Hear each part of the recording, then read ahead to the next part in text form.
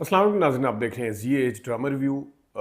हम बात करेंगे 3 ड्रामों की। एक नया शुरू हुआ है केस नंबर 9, उस पे बात करते हैं।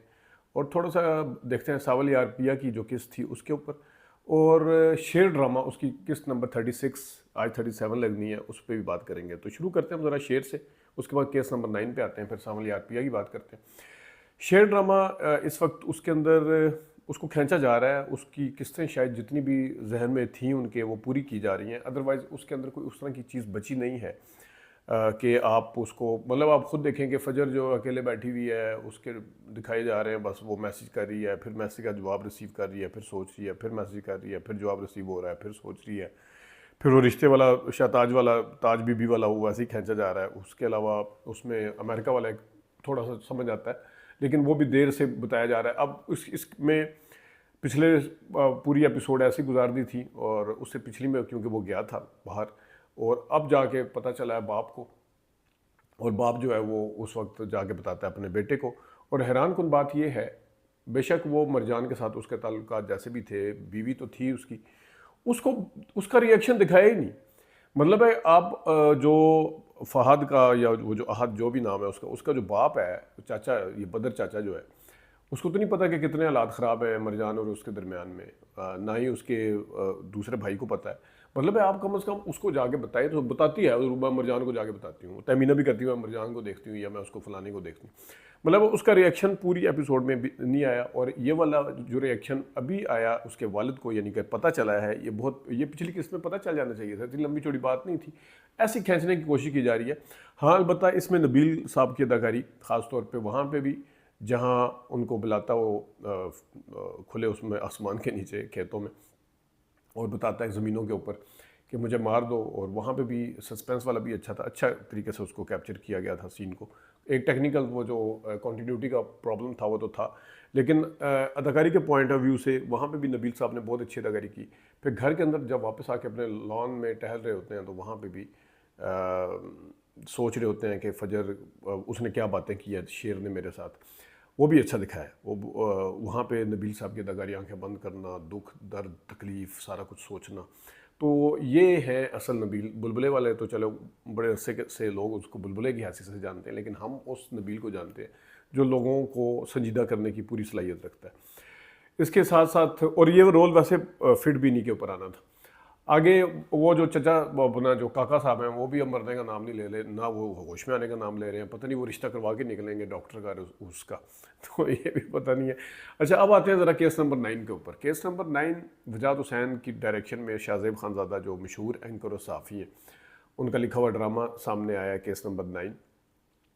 बुनियादी तौर पर ये एक ऐसी लड़की के बारे में जिसके साथ ज़्यादती हो जाती है, और इस तरह की चीज़ें, क्योंकि शाहजेब खानज़ादा साहब ख़ुद रिपोर्ट बहुत करते हैं उसके ऊपर, बहस बहुत करते हैं उसके ऊपर, तज्ज़िया, उनकी एक पोजीशन है, और वो पोजीशन बहुत ज़बरदस्त ठीक पोजीशन है। क्योंकि हमारे माशरे के अंदर विक्टिम ब्लेमिंग शुरू कर दी जाती है, जिसके साथ ज़्यादती होती है उसका मजाक उड़ाना शुरू कर दिया जाता है, उसके लिए माहौल और दुनिया और जगह जो है वो तंग कर दी जाती है।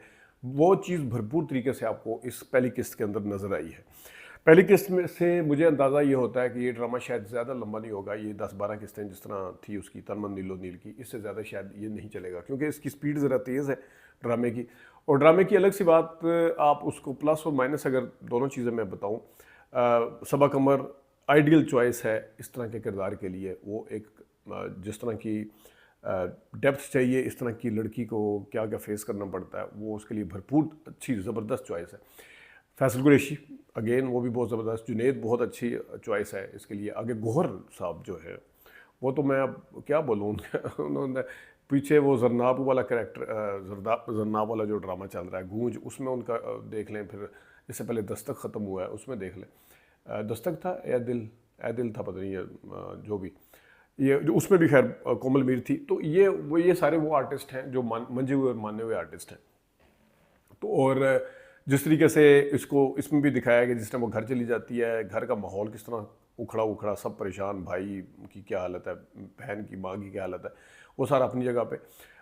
फिर मुआशरा जो है वो अभी उसे पता नहीं है, क्योंकि अभी वो पुलिस थाने में बिल्कुल जहाँ ख़त्म हुई है पहली वाली एपिसोड, वहाँ पहुँचती है, अभी उनको नहीं पता। लेकिन इसके बावजूद भी यूनिवर्सिटी से फ़ोन आ रहे हैं, कोई नमाज़ पढ़ने नहीं जा रहा, कोई ये वो एक दिखाया जो कि इस तरह के मौके के ऊपर होता है। और आगे जाके विक्टिम ब्लेमिंग और पुलिस किस तरह मज़े ले लेके इस तरह के केस को रिपोर्ट करने की कोशिश करती है, ये अनफॉर्चुनेटली, क्योंकि ये चीज़ें शाहज़ेब खानज़ादा सब देख चुके हैं, ये उनकी ऑब्जर्वेशंस या उनका मुशाहिदात जो है उस हवाले से भरपूर है। जहाँ तक डायलॉग की बात है, डायलॉग के अंदर कोई शायद जान उस तरह से नहीं है। अब मैं नहीं कहता कि कोई खलील रहमान कमर टाइप डायलॉग होते हैं या कोई, लेकिन एक करैक्टर को मद्देनज़र रखते हुए उसमें जान नहीं है। अब रोहित, खैर नाम रोहित फिल्मों से लिया गया है, अब इसकी ये तो देखना पड़ेगा जुनैद साहब का मज़हब कौन सा उसमें ड्रामे के अंदर। मुझे तो मुसलमानों के अंदर तो खैर ये नाम मुझे कम ही नज़र आया है, लेकिन बहरहाल, लेकिन वो जो एक मतलब आपको फील आती है जिस तरह जुनैद को ठीक है पार्टनर है, मजबूरी उसकी होगी अपनी जगह, उसने बिजनेस भी अपना उसके साथ करना फैसल कुरैशी के साथ, लेकिन इतना बड़ा काम करने के बाद, यानी इतना बड़ा वाक़या और हादसा हो गया उसके साथ, सबा कमर के साथ, वो कोई ठीक है परेशान भी नज़र आया, कोई उसके अंदर वो चीज़ नहीं नज़र आई। डायलॉग के पॉइंट ऑफ व्यू से कोई उस तरह डेप्थ के हिसाब से कि आप कहें कि जनाब हाँ ठीक है तुमने ये क्या किया, हाँ तुम ये कर रहे हो, जाओ अपना काम करो, मतलब ये कि नॉर्मल से डायलॉग है। वो उसको रोहित उसको कह रहा है जाओ जाओ अपना, ये तुमने क्या कर दिया, जाओ जाओ अपना काम करो। मतलब ये कोई छोटी सी चीज़ हुई है जो जाओ जाओ अपना काम करो, कोई नाराज़गी का इजहार। मैं अगेन कह रहा हूँ कि मजबूरी उसकी हो सकती है कि उसका पार्टनर भी हो, बताता भी है कि तो ये पूरी कंपनी तबाह हो जाएगी, लेकिन वो एक चीज़ नहीं है। फिर थोड़ी जल्दी भी नजर आई है। अच्छा, इतने मंजे हुए अदाकारों के साथ ना ये ड्रामा, क्योंकि इस तरह का टॉपिक ज़रा मंजे हुए अदाकारों के साथ कम कम बने। अदरवाइज आप देखें न्यूज़ चैनल के ऊपर आपको पता है कि वो री इनेक्टमेंट करते हैं या वो जो दोबारा बनाते हैं जिसमें सारे नए चेहरे होते हैं, बॉस होता है, वो लड़की को हायर करता है तो वो फिर क्या करता है, इसी तरह नौकरानी के साथ घर का मालिक क्या करता है, ये इस तरह की चीज़ें आप रात को टीवी पे 11 बजे देख रहे होते हैं। तो हालांकि सारे मजे हुए अदाकार हैं, लेकिन इसके बावजूद फील ऐसी आई है जैसे वो हम री इनेक्टमेंट वाले ड्रामे जो है ना उस तरह के देख रहे हैं। अच्छी चीज़ ये है कि इसमें OST नहीं है, अच्छी चीज़ ये है कि ज़रूरी बैकग्राउंड म्यूज़िक नहीं है, ये अच्छी चीज़ है। टॉपिक अच्छा है, आगे देखते हैं, क्योंकि अब ड्रामा इन्होंने पहले एपिसोड में ही सारा कुछ कर दिया, टाइम ज़ाया नहीं किया। आगे जाके वो वाला पूरा पोस्ट सिनेरियो आएगा जिसमें बाद में जो फेस करना पड़ता है, जिस तरह मैंने बताया लड़की को, उसके घर वालों को इस तरह के सिचुएशन में, या उसके बाद, तो वो फिर आगे देखते हैं आगे जाके इसको भी किस करवट बैठता है। अब आते हैं ज़रा सावल यार पिया की एक एपिसोड नंबर 3 थी। पहले भी मैंने दोनों एपिसोड के ऊपर इसका रिव्यू किया। इसमें मुझे तो वो तेरे नाम फिल्म बार बार पता नहीं क्यों याद आती, पता नहीं भूमिका चावला की झलक आ रही है पिया में, पता नहीं वो भी उसी तरह यूनिवर्सिटी में कॉलेज में पढ़ती है, फिर वो आता है इस तरह। लेकिन इसमें सावल का जो ताल्लुक है, सावल के किरदार की अगर बात कर ली जाए,